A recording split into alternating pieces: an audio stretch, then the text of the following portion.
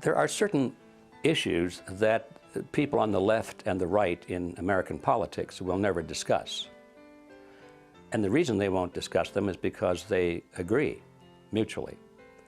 The Democrats and the Republicans agree on something, so they don't want to talk about it in public debate because it reveals the fact that they're basically the same. They only talk about things on which they disagree. Turns out that the things on which they agree are the most important things. The things in which they disagree are relatively minor. We need to understand that we have been artificially divided for far too long. The global elites have divided us into Democrat and Republican, left and right, conservative and liberal. They have divided us with hot-button issues like abortion and gay rights and gun control and prayer in schools. And by doing so, they have given us, the electorate, the illusion that we have a choice, when in reality, both the Republican and Democratic parties are owned by the same global elites. And on issues that matter to those global elites, they act as one.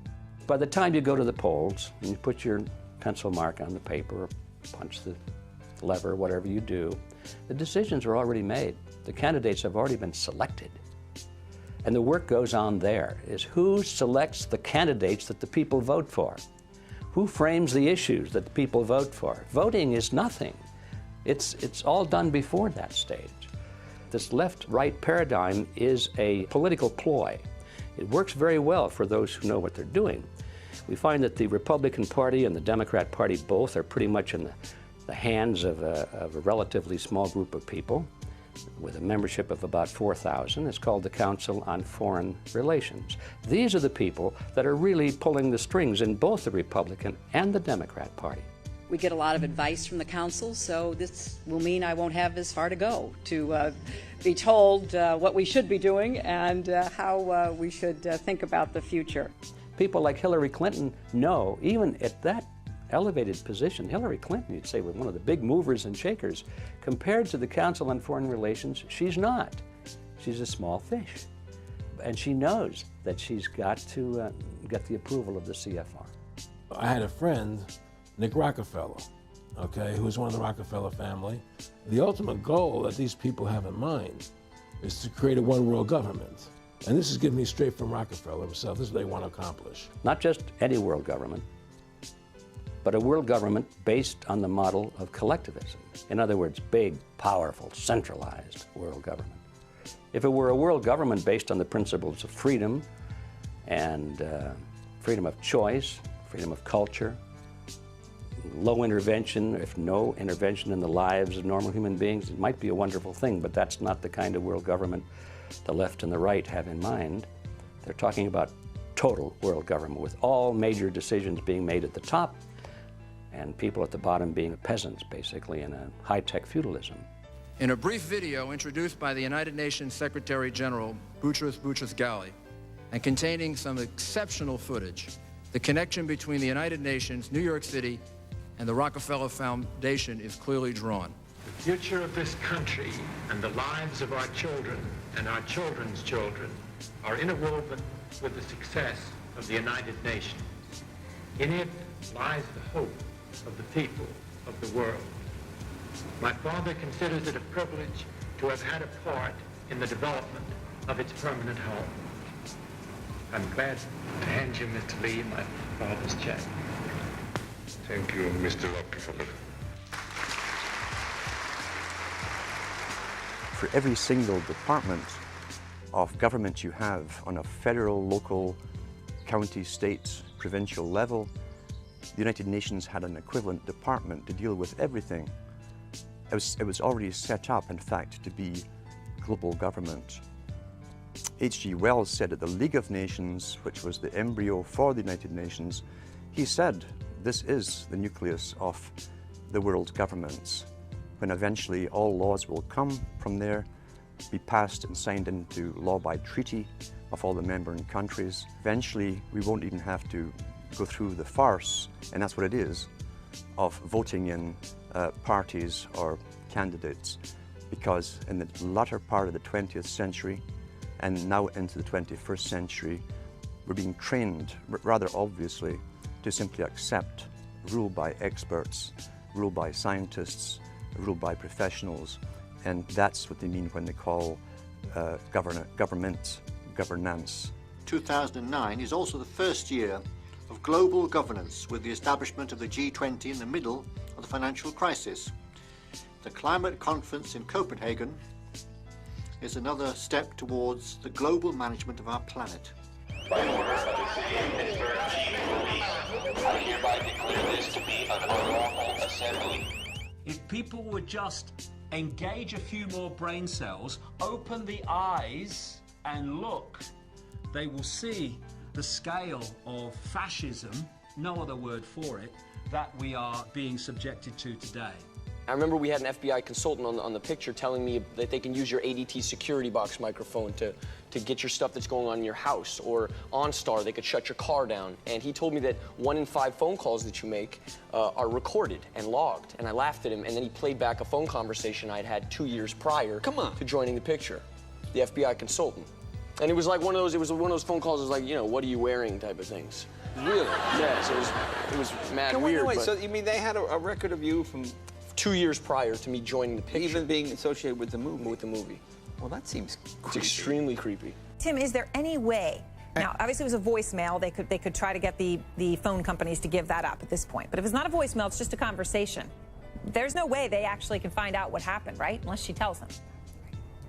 No, there is a way. We certainly have ways in national security investigations to find out exactly what was said in that conversation. It's not necessarily something that the FBI is going to want to present in court, but it may help lead the investigation and or lead the questioning of her. So somewhere it's being digitized, or they can actually get that. Because people were saying, look, that wouldn't be possible. It's pretty incredible what you're saying. No, welcome to America. All of that stuff is being captured as we speak, whether we know it or like it or not. Note to self, as Deb Farrick just said here, yeah. First up tonight in the news, yes, the re-education camps do apply to American citizens. I understand this is shocking, but the time for denial is over. Yesterday, of course, we covered the leaked U.S. Army document that outlines the plan for re-education camps in America. I can't believe it either, but yes, they do use the word re-education, and they repeatedly refer to operations inside U.S. territory. Paul Watson has highlighted all the quotes about how the psychological operations officers are going to be brainwashing people in the camps, determining who needs to be indoctrinated, and on, all part of this Department of Defense document for internment and resettlement specialists. So it refers to in the document DCs, that's displaced citizens or civilian internees. It talks about things like implementing policies, quote, within U.S. territory. What we have here is the camps we've been sold under the guise of the war on terror now being legitimized for use with American citizens as they pass the National Defense Authorization Act, authorizing the indefinite detention of even American citizens without any due process. This is a slippery slide into tyranny, and these detainment camps are, of course, the end of the road for anything we can consider to be freedom. It's based on North Korean models, Soviet Gulag models, Nazi concentration camp models, and more, and they're really looking to bring it here. I have 2 words for you: predator drones.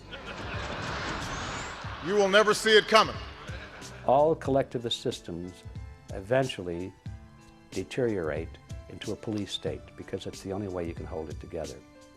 My friendship with Nick Rockefeller was one where we expressed ideas to each other and thoughts and philosophies, and he wanted me to become part of what they were doing and for me to become a member of the CFR. And I used to say to him, what's the point of all this? You have all the money in the world you need. You have all the power you need. What's the point? You know, what's the end goal? And he said the end goal is to get everybody chipped, to control the whole society, to have the elite people controlling the world. They talked about Pat running for president, and if he did that, I would be very supportive. But he'd have to shake a label that gets assigned to people like Pat who run for the presidency, and that is that he's a tool of the rich. I personally like that very much. My father told me that's the way the system is meant to work.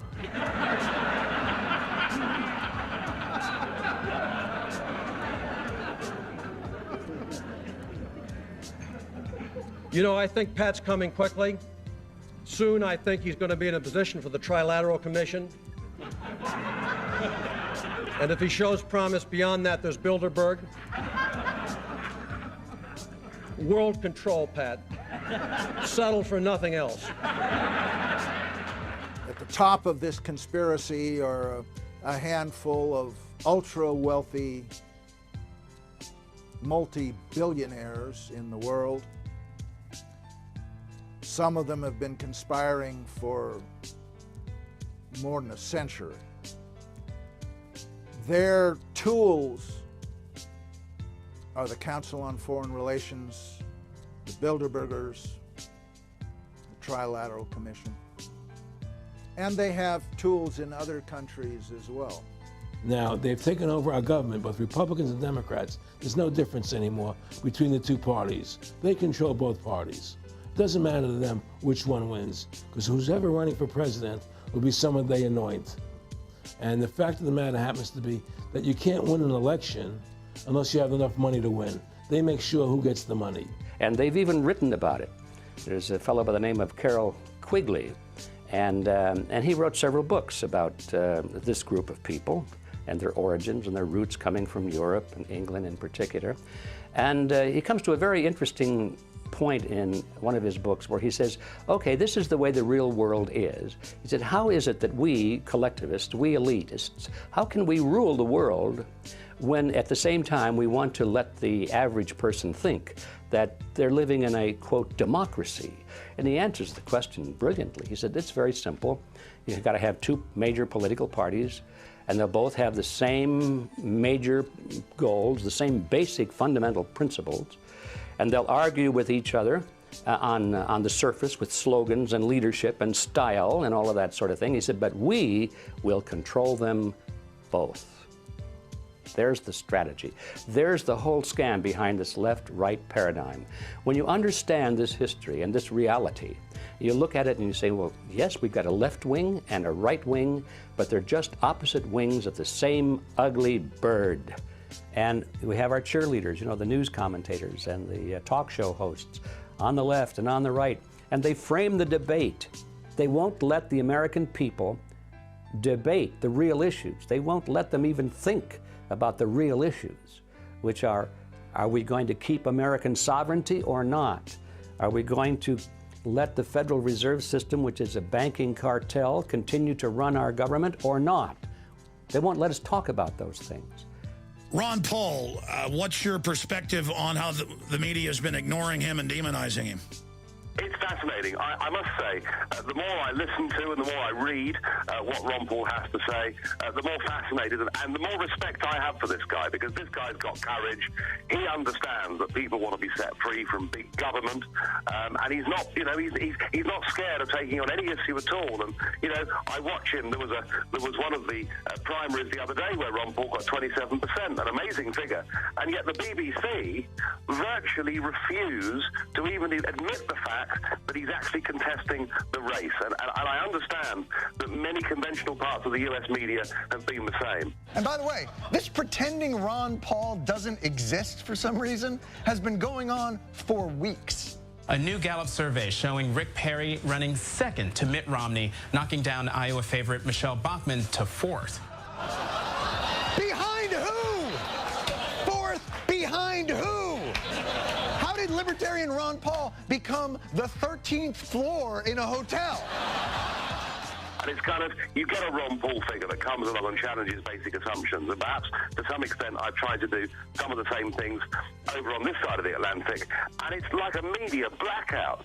That tells you there's the evidence that it's controlled.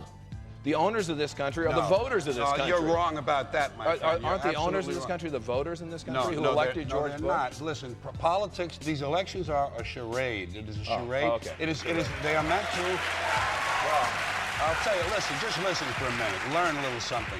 The elections and politicians are in place in order to give Americans the illusion that they have freedom of choice. You don't really have choice in this country. This is not a party issue. This is not a left-right issue. The question is not, should we have big government or little government? The question is, who should government serve? And it should serve the people.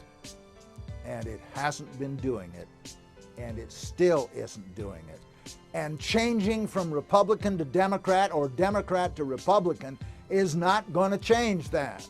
So that's the problem. As long as we depend on the phony wrestlers and depend upon their well-paid cheerleaders in the media to keep us focused on secondary issues, we're never going to get out of this mess.